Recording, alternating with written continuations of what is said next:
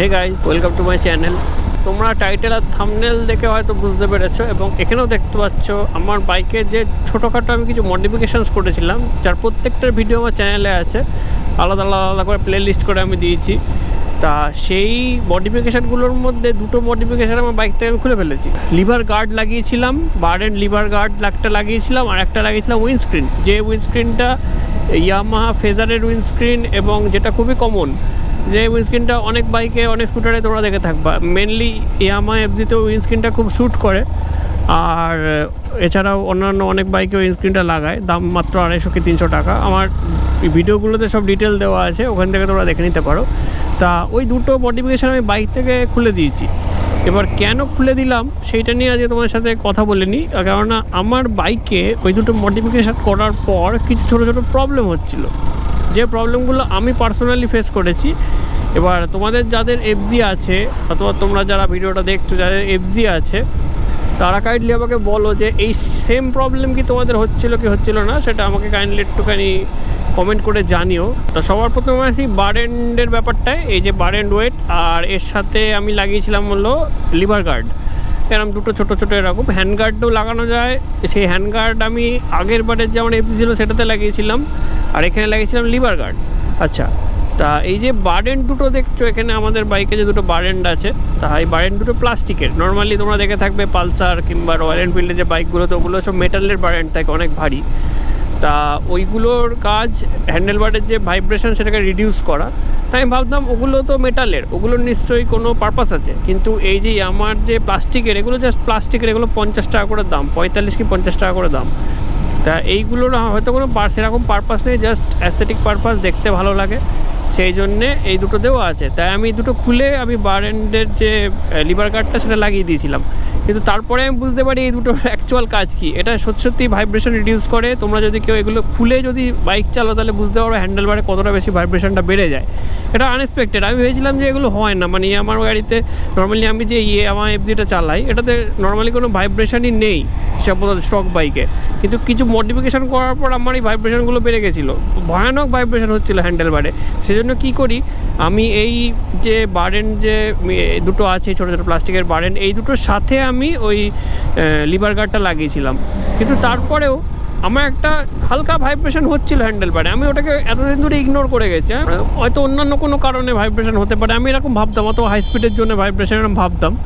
কিন্তু সেদিনকে কি মনে হলো, পুরো সেট আপ খুলে ফেললাম যে এই যে দুটো এই বারেন্ট দুটো নতুন, আমি জাস্ট 45 কি 50 টাকা দিয়ে আমি দুটো বারেন্ট কিনে এনেছি, পার পিস 50 টাকা করে। তো এরকম দুটো বারেন্ট আমি কিনে এনেছি, এনে জাস্ট লাগিয়েছি। আর এখন উইদাউট যে লিভার গার্ড ছাড়া আমি বাইকটা চালাচ্ছি। আমি লিটারালি তোমাদের বলছি যে আমার বাইকে ভাইব্রেশন আর নেই, মানে যেটুকু ভাইব্রেশনও হচ্ছিলো হ্যান্ডেল বারে সেটুকুও নেই, একদম জিরো, একদম স্টক বাইক যেরকম ছিল সেরকম হয়ে গিয়েছে।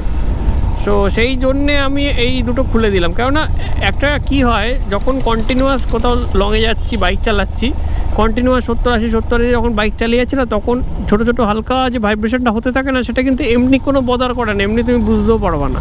হাতে গ্লাভস থাকলে তো আরও বুঝতে পারবে না। কিন্তু একটা লং টাইম কন্টিনিউয়াস যখন ভাইব্রেশন হতে থাকে না, তখন আস্তে আস্তে হাতটা কেমন নাম হয়ে যায়, জিজি করে, হাতে ব্লাড সার্কুলেশনের প্রবলেম হয়। তা সেই কারণে আমি দেখলাম যে এটা খুলে দিয়ে দেখি। তা খুলে দেওয়ার পর আমি দেখছি হ্যাঁ সত্যি, মানে যে অ্যাক্সেসারিটা আমি লাগিয়েছিলাম as an after market accessory modification যাকে বলে, সেটা এই বাইকের সাথে শ্যুট করলো না। তা তোমরাও বলো, তোমরা যারা এই বাইকে হ্যান্ড গার্ড লাগিয়েছো কিংবা এক্সট্রা লিভার গার্ডটা লাগিয়েছো, তোমাদেরকে কিছু পরিবর্তন হয়েছে, সেটাকে যদি হয়ে থাকে অবশ্যই আমাকে কমেন্ট করে জানাও। তা যখনই আমি রেকমেন্ড করবো, যখনই তোমরা এই টাইপের কোনো মডিফিকেশান করবা, যে হ্যান্ড গার্ড কিংবা ওই লিভার গার্ড টাইপের মডিফিকেশান, তোমরা অবশ্যই দেখে নেবা যে বাইকের হ্যান্ডেল বারে কোনো রকম ভাইব্রেশন আসছে কি আসছে না।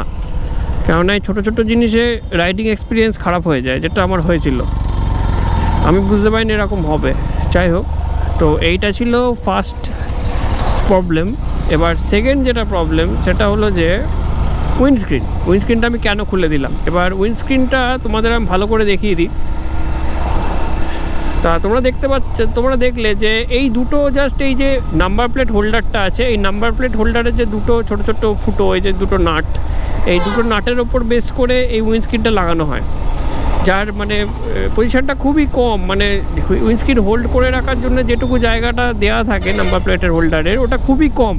এবার যখন উইন্ডস্ক্রিনটা অনেক বড়, প্রায় এতটা বড় উইন্ডস্ক্রিন, এবার যখনই জোরে গাড়ি চালানো হয় না, অর্থাৎ মোটামুটি 60-70-এর ওপর যখন স্পিড চলে যায়, তখন তো একটা এয়ার প্রেশার অবশ্যই থাকে। সেই এয়ার প্রেশারের জন্য প্রথম কিছু বুঝতে পারিনি, ধীরে ধীরে এয়ার প্রেশারের চাপে উইন্ডস্ক্রিনের যে এখান দিয়ে দুটো ফুটো করে আমরা যেখানে নাট কানেক্ট করে এটার সাথে লাগিয়েছিলাম সেই জায়গাটা গজতে শুরু করে, এবং গজতে একটা টাইমে কি হয়, ওটা এতটাই গজে যায় যে আমার এই উইন্ডস্ক্রিনটাই ভাইব্রেশন হতে শুরু করে। এবার ভাইব্রেশনের ফলে একটা অদ্ভুত সাউন্ড আসতো কর করে, যেটা খুবই ইরিটেটিং। এবার আমার একটা সমস্যা আছে কি, আমার বাইক থেকে যদি কোনো আনওয়ান্টেড সাউন্ড আসে, অর্থাৎ যে সাউন্ডই হোক না কেন, সেটা যেখান থেকে আসুক না কেন, আমার খুব ইরিটেটিং লাগে। আমি একদম neat and clean tiptop bike চাই। যখনই বাইক চাই বা গাড়ি চাই, যখন আমি রাইড করব তখন একদম ক্লিন টিপটপ বাইক চাই। সো এই ছোটো জিনিস আমায় খুব বদার করে, সেই কারণে আমি উইন্ডস্ক্রিনটাও খুলে দিয়েছি। এবার আমি যে উইন্ডস্ক্রিনটা লাগিয়েছিলাম সেটা সাইজ খুব বড় ছিল না, সেটাও গজতে শুরু করে। ওর থেকে বড়ো সাইজ যদি উইন্ডস্ক্রিন লাগাতে হয় তাহলে সেটা আরও তাড়াতাড়ি গজবে। সো ইয়ামাহা FZS ভার্সন 2 যে মডেলটা, ওর একটা ছোট্ট উইন্ডস্ক্রিন পাওয়া যায়, ছোট্ট ক্রাউন টাইপের, এইটুকু সাইজের। তা ওইটা ট্রাই করে দেখতে পারো, ওটা খুব ভালোভাবে ফিট হয় আমি শুনেছি। কিন্তু ওটা বাদে অন্যান্য যে উইন্ডস্ক্রিনগুলো যেগুলো বড়, সেগুলো ডাইরেক্ট লাগিও না। যদি ওই রকম টাইপের উইন্ডস্ক্রিন লাগাতে হয় তো কোনোভাবে একটা সাপোর্ট দিয়ে লাগাতে হয়, অর্থাৎ এইখানে সব নাটফাটগুলো থাকে, নাটের মাধ্যমে যে সাপোর্ট দিয়ে যে উইন্ডস্ক্রিন যেমন লাগানো থাকে রয়্যাল এনফিল্ডের গাড়িগুলোতে বা অন্যান্য যেসব গাড়ির ডিফল্ট উইন্ডস্ক্রিন আসে, দেখবে একটা সাপোর্ট দিয়ে লাগানো থাকে। তা সেই সাপোর্ট দিয়ে লাগাতে হবে, নইলে কিন্তু উইন্ডস্ক্রিন গজবে। তা আমার এই গজছিল, তা সেই কারণে আমি উইন্ডস্ক্রিনটা খুলে দিয়েছি। আমি আর তারপর উইন্ডস্ক্রিন লাগানোর কথা আর ভাবিও নি, আর আমার খুব একটা প্রবলেমও হয় না উইন্ডস্ক্রিন ছাড়া, কেননা গাড়ি অত উইন্ড ব্লাস্ট নেই, মানে 70-80-60-70 স্পিড পর্যন্ত এমন কোনো সমস্যা হয় না। ম্যাক্সিমাম টাইমে ওই 60-70 স্পিডেই ম্যাক্সিমাম গাড়ি চালানো হয়। খুব ফাঁকা রাস্তা পেলে যখন 80-90-তে টানি, সেক্ষেত্রে উইন্ডের অতটা সমস্যা হয় না। এই যে বাইক চালাচ্ছি, তোমরা তো কথা বলছি, তা বুঝতেই পারছো অত উইন্ড ব্লাস্টের সমস্যাটা নেই। সুতরাং যখনই কোনো মডিফিকেশান করবে, তোমরা দেখে নেবে যে যাতে তোমাদের কোনো রকম রাইডিং এক্সপিরিয়েন্স অথবা গাড়ির কোনো রকম ক্ষতি না হয়, বা রাইডিং এক্সপিরিয়েন্স যাতে হ্যাম্পার না করে। অর্থাৎ এক্সপিরিয়েন্স যদি খারাপ হয়ে যায় রাইডিং এক্সপিরিয়েন্স, তাহলে কিন্তু খুবই বাজে জিনিসটা।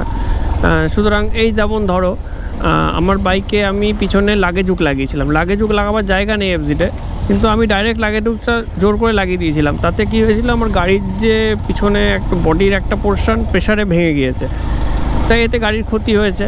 প্লাস এই যে আমি যখনই বাইকে এই হ্যান্ডেল বারে যখন ভাইব্রেশন হতো, তখন আমার রাইডিং এক্সপিরিয়েন্স খারাপ হতো। এখন যেমন কোনো রকম ভাইব্রেশন নেই, আমি একদম ইজিলি বাইক চালাতে পারছি। আমার ওই দিকটায় মাথায় দিতে হচ্ছে না যে হ্যান্ডেল বারে ভাইব্রেশন হচ্ছে, বা অর্থাৎ রাইডিং এক্সপিরিয়েন্স খুব ভালো হচ্ছে। যখনই মডিফিকেশান করবে তখনই দেখে শুনে করবে, যাতে বাইকের কোনো ক্ষতি না হয় অথবা তোমাদের রাইডিং এক্সপিরিয়েন্সে কোনো রকম হ্যাম্পার না হয়।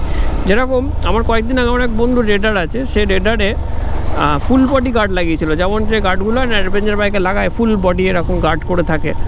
তা গার্ড জিনিসটা বেশ দেখতে ভালো লাগছিলো, হ্যাঁ, কোনো রকমে সেটিংটাও ভালোভাবেই হয়ে গেছিলো। কিন্তু যখনই বাইকটা চালাচ্ছিলাম তখনই কী হচ্ছিলো, এই গার্ডটা এত দূর ঘুরে এসেছিলো বলে হাঁটুতে প্রেশার লাগছিলো, গার্ডটা হাঁটুতে ঠেকছিলো। এবার যখনই জোরে ব্রেক মারা হচ্ছে কিংবা যখনই প্রেশার পড়ছে হাঁটুর ওপর, তখনই পায়ে লাগছে। সুতরাং রাইডিং এক্সপিরিয়েন্সটা খারাপ হচ্ছে। সো এইগুলো একটা কারণ থাকে। অর্থাৎ তুমি হয়তো এমার্জেন্সি সিচুয়েশনে বিশাল জোরে ব্রেক মেরে দিলে হট করে, তখন তোমার হাঁটুতে এতটাই প্রেশার পড়বে যে তোমার মন ওই দিকে চলে যাবে, যেটা একদমই ঠিক না। সো যখনই কোনো মডিফিকেশান তোমরা তোমাদের বাইকে করবে, সে যে বাইকে হোক না কেন, FZ হোক, আমি FZতে করে কিছু প্রবলেম ফেস করেছি, যেগুলো আমি তোমাদের সাথে শেয়ার করলাম। এবার তোমরা যখনই কোনো বাইকে মডিফিকেশান করবে, সেটা যে বাইকে হোক না কেন, তোমরা একটু দেখে নেবে।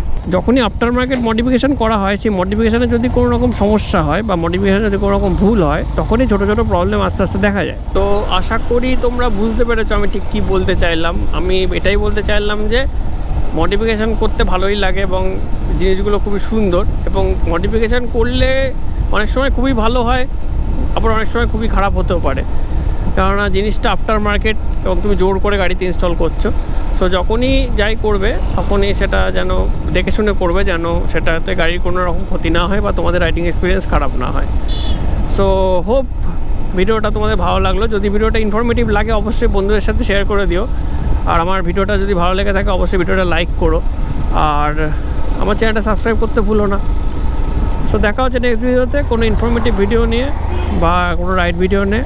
So till then stay safe and spread love. Bye by.